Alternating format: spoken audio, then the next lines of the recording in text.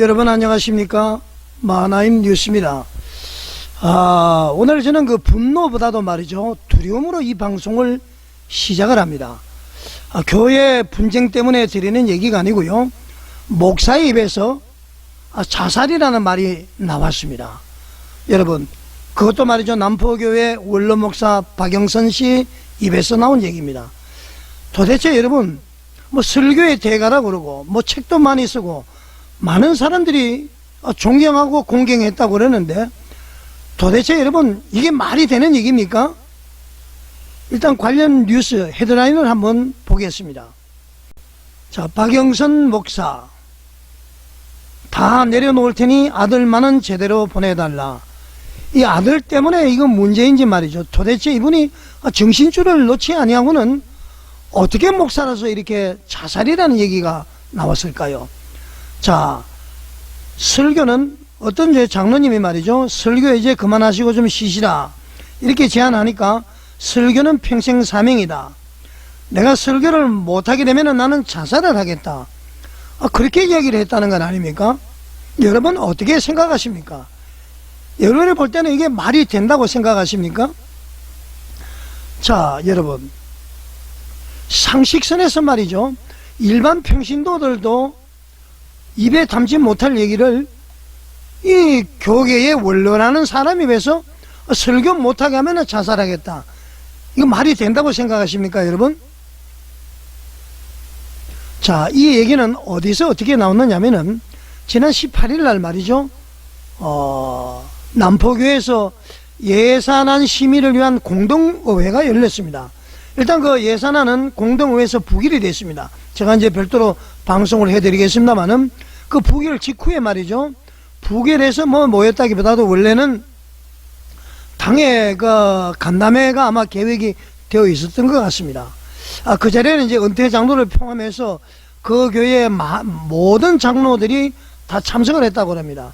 그래서 이제 분리개척 지원금 이제 논란이 됐는데요, 처음에는 뭐 100억이 언급이 됐다가 40억이 언급이 됐다가 10억으로 와전되고 막 이런저런 설명이 있었습니다. 자, 그런 가운데 말이죠, 그것은 나중에 한번 말씀드리고 이러하고요, 그게 중요한 것이 되지 않습니다. 자살 문제, 이 도대체 말이죠, 왜 이런 얘기가 나왔을까요? 있을 수 없는 얘기 아닙니까 여러분? 아무리 무슨 일이 있더라도 말이죠, 이 자살이란 말 위에 모든 것을 덮어버릴 수 있는 말이 없습니다 여러분. 설교는 평생 사명이다, 못하게 하면 자살하겠다. 자, 여러분, 이 설교를 강조하기 위해서 나온 말이라고 할지라도 영적인 권위자가 공개석상에서 생명을 조건으로 내건 이것은 말이죠, 있을 수 없는 얘기라. 그렇지 않습니까 여러분? 여러분 어떻게 생각하십니까? 자살 있을 수 있습니까 여러분? 자, 생명은 말이죠, 창세기 1장 27절을 보게 되면은 하나님의 소유입니다. 어떤 사명도 말이죠, 이 죽음을 담보로 주장될 수 없어요. 설교를 못하게 하면 자살을 하겠다, 이건 말이죠 정당화될 수가 없습니다. 여러분 아시겠지만은 사도 바울도 말이죠, 그 고난 중에서도 자신의 죽음을 협상 카드로 쓰지 않았습니다. 고린도 후서 12장 10절을 보게 되면은 오히려 약함 속에서 하나님의 능력을 증언한 것을 우리는 알 수가 있습니다. 마태복음 11장 28절에도 말이죠, 예수님께서 지친 자들에게 쉬라고 하셨지 못하게 하면 죽겠다, 죽어라 이렇게 말씀하시지 않으셨다, 그런 얘기죠. 자, 박영선 목사, 남포교회 원로목사 박영선 씨의 이 자살, 이 말이 왜 죄악인가 말씀을 드리겠습니다. 이 발언은 말이죠, 세 가지 방향으로 아주 심각한 죄악을 낳습니다. 청소년에게 첫 번째 말이죠, 사명과 신앙과 뜻이 막히면은 죽음을 선택하는 것도 하나의 방법이다, 이런 위험한 신호를 줄 수가 있습니다. 참으로 말이죠 큰일입니다. 그리고 말이죠, 몸과 마음과 육신이 지친 성도들에게 말이죠, 이 절망을 정동하게 됩니다. 박영선 목사도 저렇게 말했으니까 나도 자살해도 되겠네. 자, 여러분, 이 공동체 전체에 이 목회자를 정서적인 인질로 만들어버리죠. 반대하면은 사람을 죽이는 자가 된다. 그러니까 설교를 못하게 하면 목사를 죽이는 자들이 바로 성도가 되어버린다, 이런 얘기죠. 이것은 말이죠, 남포교회 교인들에 대한 영적인 폭력입니다. 한국교회 성도들에게 대한 영적인 폭력이죠. 여러분, 이 흥분을 하지 않을 수가 없습니다. 열왕기상 19장을 잘 읽어보십시오. 엘리야도 말이죠, 죽여달라고 그랬지만은 사명을 내려놓고 먼저 먹고 잠들고 먹었습니다. 여러분, 그러지 않습니까? 하나님은 사람을 살려두신 후에 사명을 맡기시죠. 죽은 자에게 맡기지 않습니다. 그렇기 때문에 설교를 못하면 자살한다. 이것은 사명신앙이 아니라요, 사명의 우상화입니다. 사명은 말이죠, 내가 갖는 것이에요. 소명은 하나님이 부르신 것입니다. 소명에 따라서 움직여야지, 하나님의 목회자로 불렀다고 해서 자살하라고 하지 않습니다. 여러분, 사명은 내가 갖는 것인데요, 그 잘못된 것이다, 그런 얘기입니다. 남포교회 원론 목사 박영선 씨, 지금까지 목회한 거 다 헛방입니다. 헛방. 회개하십시오. 물론 자살한다고 말이죠, 무조건 천국 간다 안 간다, 그것은 우리 인간들이 할 수는 없습니다. 성경에는 자살하면 천국 간다는 얘기는 분명히 그런 것은 없습니다. 유추 해석은 할 수 있습니다만은, 그렇지만은 이 사회적인 문제화가 될 수 있는 것, 이것을 말이죠, 설교를 못하게 하면 자살하겠다, 이거 협박하는 겁니까? 뭡니까 이거?